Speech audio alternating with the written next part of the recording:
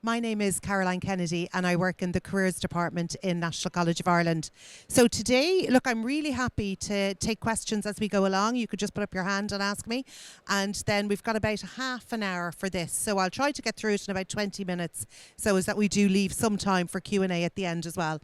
But I suppose the biggest thing we see, and I've been doing CVs now for 25 years, is that CVs are very much a marketing document.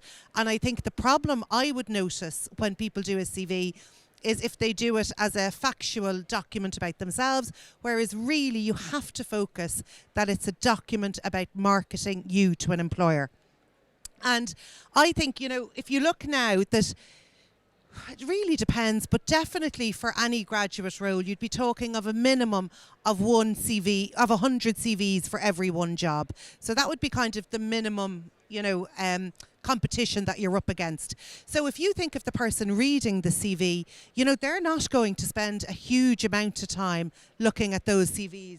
They're probably going to spend, look, what we say is that they spend about 6 to 10 seconds looking at a CV. So that's the way, when you're doing your CV, you need to think, how do I get my CV approved by a recruiter? But more importantly, how do you get it approved by somebody who's in a hurry? Okay, so think when you're looking at your CV, is it easy to read? Is it scannable? And does it easily match the job description? And is that obvious within 6 to 10 seconds? And that, I think, is the main problem that I would see when I'm reviewing CVs. So usually a CV that gets picked, so you know when you're going through your 1 to 100 ratio of who you're going to, you probably call 5 of them to interview, but usually what a recruiter will do is they kind of fire through them, put all the no's in one pile and the maybes in the other pile. So your aim really is to get into the maybe pile within 5 or 6 seconds. And usually to get into the maybe pile, what you need to do is make sure it's relevant, make sure it's really easy to read, so that it looks quite professional and that it matches the job spec. So, oh yeah, your CV only has one job. So, because you can't shout, I would, but the only job your CV has is to get you an interview. Okay? And then once you get the interview, then you go on about getting the job. But your job, the job of your CV is to get into that yes pile. So things to think about, I think, on a CV is what do you leave out? So I wonder, will we do hands up and see where people are? Who puts a photo on their CV? Hands up. Yeah. I would say in Ireland, don't put a photo on your CV. So unless it's a modelling job or something like that, look, it's just not, it's not the done thing. People don't like it. So I would suggest you don't. Unless, you know, some companies like Jemison like a photo. The vast majority don't. You don't put your gender, you don't put your marital status, none of that goes on a CV, no date of birth, none of that. But what I would put is I would definitely put my LinkedIn URL on my CV, okay? You know, again, things like courses and grades, I think you give the highlights and you can always, it should be no more than 2 pages, but you can include a page at the end, an appendix, a kind of a cheat page, if you've done really well in your exams and you want to showcase all of that, okay? So sometimes what I notice is that one of the biggest mistakes I would see with CVs is they go over the 2 pages. So I think if you think to yourself, look, it's hard to read 2 pages in 6 seconds. They're not going to read 4 pages in 6 seconds. So think like that, and for that reason, keep it to 2 pages. Use bullet points, okay, because it's much easier to scan through bullet points. And I think the biggest thing, and I'm going to give you some examples of it now, would be to write with achievements in mind. So don't just give me a list of your duties, show me the value you added everywhere, okay? So things that we hate on CVs would be when people use the word I. So write it, you know, in the objective kind of sense. I would say don't use photos, okay? And then little things like there's no need to put CV at the top. It's so obvious that that's what it is. And when you're trying to squeeze it into 2 pages, you need to be careful with the information that you're using, okay? So last year, I just found that I was getting an awful lot of the CVs. You know, you pay for the template and it's, it might have a photo up here and it's in a 1 page and there's loads of different columns, and recruiters do not like those. And I thought, oh God, am I getting so old now? I don't even know what people want anymore. But what recruiters like is a traditional, boring, black and white, 2-page CV that's easy to scan. Okay, that's what they respond very well to. So a few of them, say you're going for a marketing role, well then absolutely you could do, quite a nice creative CV. Okay.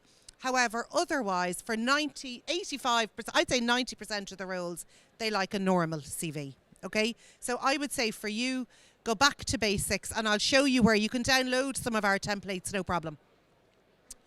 So I think then, when you're wondering about your CV and what to put in or leave out, think, you never lie in your CV, obviously, but say, for example, you have a first. That's going to go everywhere. You're going to put it on your headline. You're going to put it in your profile. You're going to put it in education. Say you have a 2-2. Look, you very rarely see an ad for somebody saying, look, we're really keen to get somebody with a past degree or with a 2-2. So why would you mention it? So think when you're doing your CV, is it going to encourage them to interview me if I put it in, or is it going to make it less likely for them to interview me?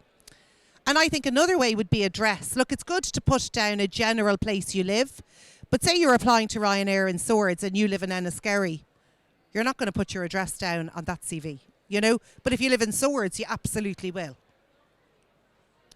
And then I think another thing, and I'll show you some samples now, is just make sure that 2/3 down page 1, you have all of the good information. So there's no point in you having something amazing on your CV and leaving it to page 2, the end of page 2. If you've something good, we'll find a way to get it into the profile section. So this is how I like to see a CV structured. Okay, so this is the headline, the top of the CV. You've got your name. I think it's quite nice if you have a kind of a headline statement stating what you want. And then you can put in the area you live in, your mobile, your email, and I would absolutely include my LinkedIn profile. Yeah? There's a few other different ways, just of displaying it. And I'll show you, we've all of these downloadable on our website in Word. So is there any questions there about the headline statement before I go on? Okay. So the next thing to think about is a profile. So profile, it's a bit of a game of snap, okay? So the profile changes for every single job you apply for. So with the profile, I think 5 bullet points is probably plenty.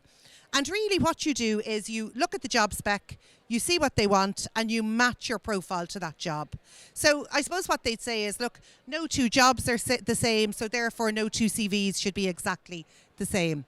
So what we don't love to see, and actually I'll show you this. So here's an ad I saw a while ago for Russell Brennan Keane. And they said, look, we want a graduate who's grounded, motivated, hardworking, an entrepreneurial spirit, a distinct interest of accounting. They want someone with good academics and a 2-1, okay? So I sent this job out to some of my students and I got back 2 CVs I'm going to share with you.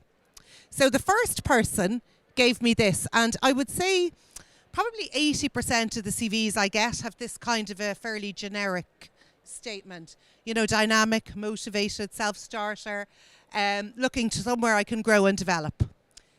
But any one of you I could write it, we could all write that. It means nothing, right? Whereas another person sent me a CV saying, I'm a final year accounting student. I'm on a 2-1. I do have practical accounting experience from practice.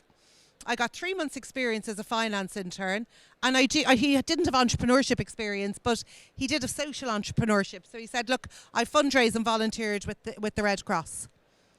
Now, who are you going to pick, number 1 or number 2? Everyone's going to pick number 2, yeah? So that is probably the easiest way I can show you how important I think a profile is. So, but there's really 0 point in sending something like that into anybody.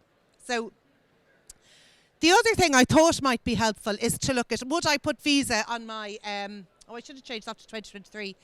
If you're an international student, look, I absolutely would highlight my visa status on the profile section of my CV, because it just cuts out the drama. An employer knows when you're available. They know if they can recruit you.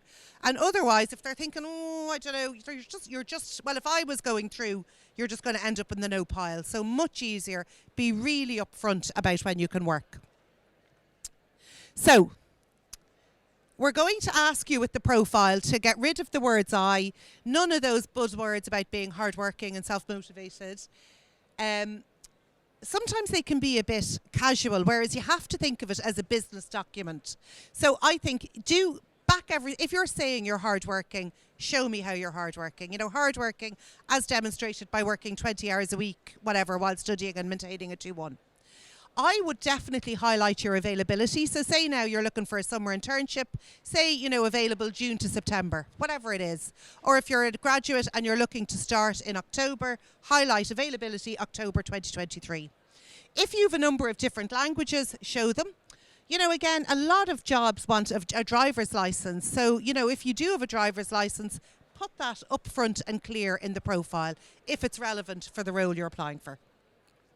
So here's a sample one I just took from one of my CVs yesterday on the website. So look, you kind of make the first line strong.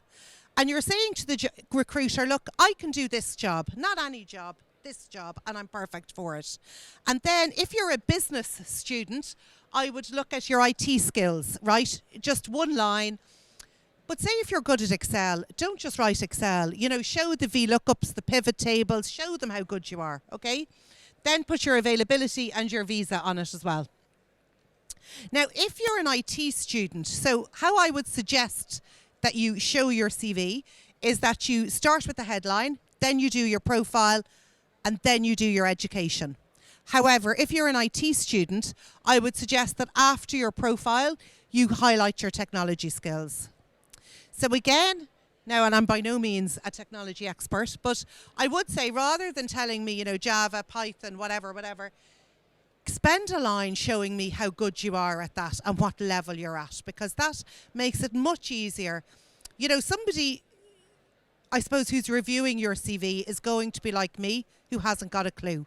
So if the words don't match, you know, between the job spec and your CV, you're not going to get through, because they won't know enough to delve into it. So it has to be obvious, right? Is this all making sense? Okay. So then the next thing is your education. So look, as you get, you know, at the moment, because you're leaving college, education comes next. If down the line you're an experienced software developer, you're going for a promotion or to move companies, then education goes last because it's taken as a given. But now, because you're at this stage in your career, education is after profile. So you put it the most recent first and you move your way backwards. I would include some of my modules. I don't think you'd include all your modules, but it is good to include, I suppose, the ones that are most relevant to the jobs you're applying for. And then after that, you're going to work experience. So I think on a CV, it's nice to structure it, and I'll show you now how, but in such a way that you get your work experience on the page one as well. So if you don't spend too much space on any of the things, you will get your work experience on page one. So what I would say here is that instead of, you know, listing out what your duties were in a job, what I would suggest is that instead of that, you focus on how did I add value, what did I improve? So try to add facts and figures into everything that you're doing, right? So here's an example, okay? So we call these accomplishment statements. And on the NCI Careers page, I have a handout of how to write accomplishment statements that I'll show you how to access now.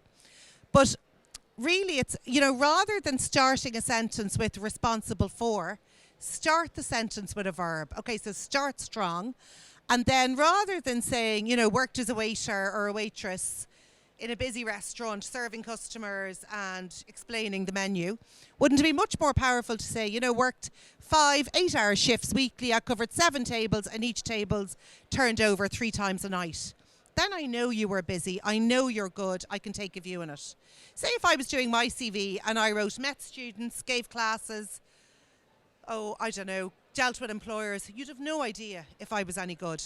But if I could say, look, here's the number of students I deal with a year, and here's the percentage that are working in good graduate level jobs, then you could make up your own mind about whether or not I was good, okay? So it's the same with you. No matter what you're doing, try to include a number in every single bullet point. So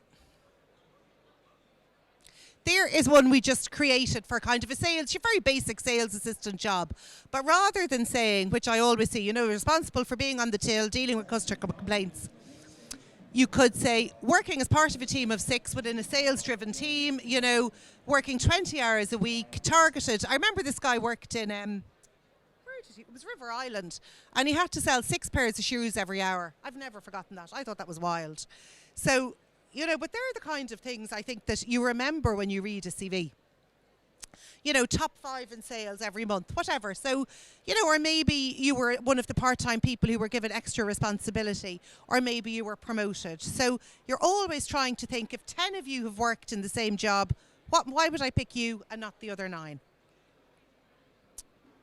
So I suppose there's how the difference between the general CV that we see and then how it is when we've worked on it a little bit later, okay?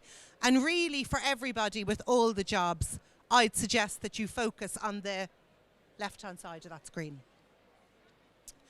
So the other thing then is, I don't know how many of you might have gaps in your CV. Look, there's no issue having a gap in your CV.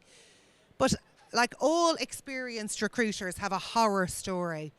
I have an absolute horror story about a gap in a CV. So if you've got a gap, just explain it. Were you traveling? Did you take a career break? Explain it. But don't leave a 2-year gap with nothing on it. Again, here's maybe how you could show traveling if you didn't want to leave a gap in the work experience section. So the last bit we're going to talk about is your interests and hobbies. And I think often, look, even at my age now, if I was applying for a job, I would have a section down the end showing what I'm into. Because I suppose when you're looking at 100 CVs, you're looking to pick 5 to interview and recruit 1. You do want to see what that person is going to be like to sit beside for 40 hours every week, right? And really, I'm not sure, like looking at you, what your backgrounds are, but often when I do classes with my students, look, they're all kind of the same in one way, in that they're doing a degree, maybe they're on a 2-1, they work in a shop part-time. How do you pick 5 out of that 100? The only thing that makes you different really is your hobbies and interests. So what I would suggest is that I think it's nice to bold kind of each separate area and give a bit of information. So rather than saying, like running, walking, reading and whatever, traveling. If you like traveling, say where you've been. If you're in the GAA, say what team you play for, or soccer, and maybe how often you train and what league you're playing in, and give them a bit of insight into what you're like, right? And say if you're saying you did fundraising, I would be saying, look, when did you do it? How much did you raise? And really try to give them an insight so as that they can judge what you're like as a person. And that's it. So I might just show you this website so you can see it. Okay.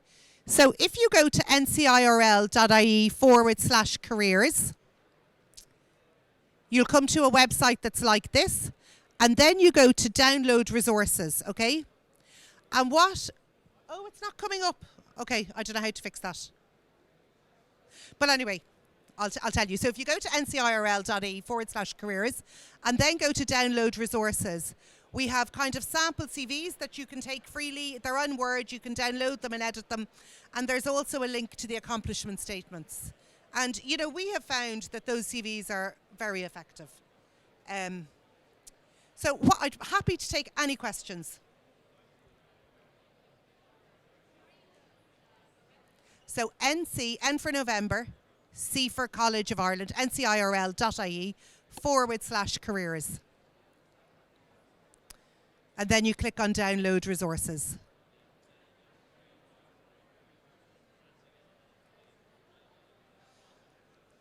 Does anyone have... There's no stupid questions. I don't mind what you ask me. You mightn't even agree with everything I've said. Yeah. I actually don't know how to get it back up. But on the profile, so you've got your headline, then you've got your profile, how you match the job, and there I would highlight your visa. Yeah, yeah, yeah. What's the length of the profile? I would say 5 to 6 bullet points is plenty. Like I've been checking, all I did all morning was check CVs. No paragraph, all bullet points. Yeah. So do the profile in bullet points because it's much easier. Like if you compare two CVs side by side. Yes. Yeah. Yeah. So if the skill is relevant to yeah, I know your face, but I can't think. You did. You did. You did. Okay. So what's your background? HR. Okay, so say for example, you might be saying MA in HRM graduate with, CIPD, whatever, what would you say? CIPD qualified MA in HRM graduate with 6 months experience in whatever, seeking something. That'd be your first bullet point. And then you'd look at the job spec and they might say they want organisation skills, admin skills, and you'd highlight then, strong organisation skills as demonstrated by blah, blah, blah, blah. And then you also have to tell them in the first bullet point what you're looking for. So it might be, MA in HRM, CIPD qualified, blah, blah, blah, seeking HR graduate opportunity or seeking recruitment, whatever it is. So you match it to the job. Then you look at not all of their skills completely, but pick the top 3 most important ones and put those in your profile. Does that make sense? Yeah.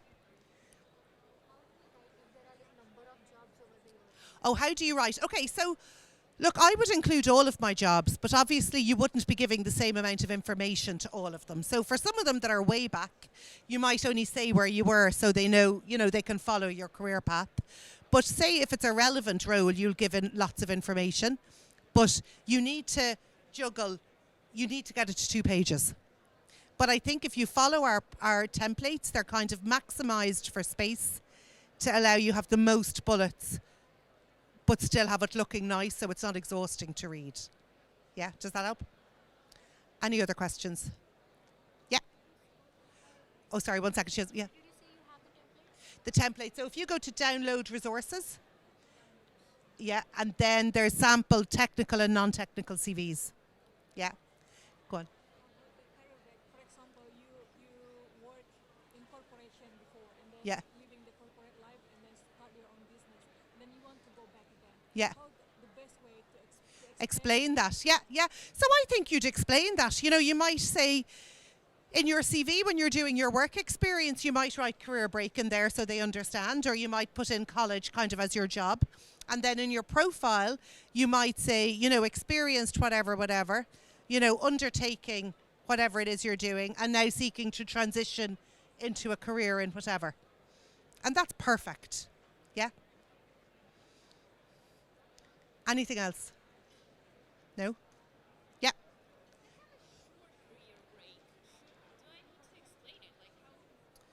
How short? How short? Yeah. Well, you see, I like when a CV shows the months. So say, for example, you might have the 1st of June 2022 to the 1st of August, and then you might have gone away August to December. Probably I would like, if it was me and I was being picky, I'd probably like to see travelling or something in there, just so I can follow it.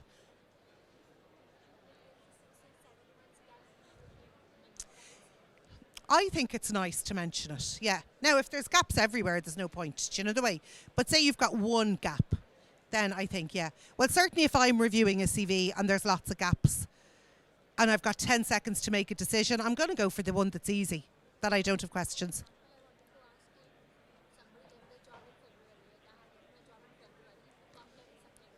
Yeah. Oh, yeah, but you were probably traveling, you know what I mean? You could just say, traveling, relocating to Ireland. That's perfect. Yeah, that's perfect. Yeah. Yeah. Yeah. Okay, so tell me, what kind of job are you in? So this lady is saying she sees a job, she likes it, she doesn't have work experience in it. For example, I'm studying law and I'm Yeah. into the legal sector. Yeah. I've never worked as a lawyer. Yeah. Never worked in the Yeah. legal sector. So how do I? Okay. Yeah. So she's doing law. She's interested in law, but she hasn't worked in law. But for graduate roles, you don't need to have. They're not expecting that. What they'll say is what they want. Kind of competencies and skills, and you're going to show them that you have that. Now, it would be nice if you could also show them that you'd an interest in law. That maybe you'd done a few things. Maybe your hobbies and interests might be, I don't know, going to the courts yesterday to watch the Burks, or that kind of thing. You might be able to show maybe you read legal journals, maybe whatever like that. So I would say that you would try and show a passion or an interest in what you're doing.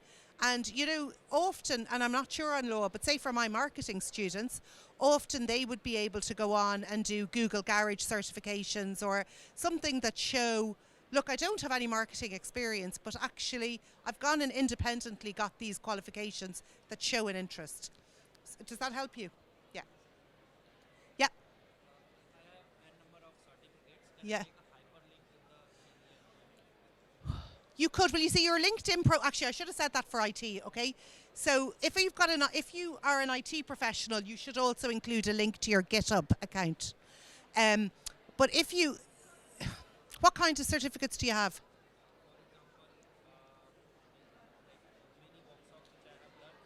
Say that again. Vox shop. Oh, workshops. Okay. Yeah, you could have a section, like depending on how full your CV is, definitely LinkedIn, you'll get all of that information into, okay?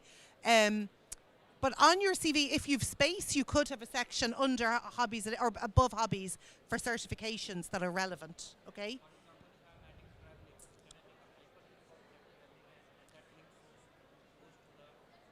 Of traveling. Do you see, they're not going to look, so really think about it, okay? Say you see an ad for Coca-Cola. It's not going to say, oh my God, it gives you spots, it's really bad for you, it's bad for your skin, none of that. It's going to say 30 seconds, it's amazing. So what you're trying to do with your CV is 10 seconds, I'm amazing. You're not going to give everything about yourself in it. But if the workshops are relevant, you'll find a way to get them in. If they're nice, but not crucial to that job, put them on LinkedIn and hyperlink to give your LinkedIn profile so they can check it. But it would be a mistake to think that an employer is going to go rooting through your hyperlinks, because they're not. They might when they like you and they meet you and they're interested, but they're not going to they're literally, oh my God, I've got 10 minutes to get down, to pick 5. Is that okay? Did that help? Yeah. Is there anything else? Okay. Look, I hope that was helpful. It was nice to meet you all. Brilliant. Bye-bye.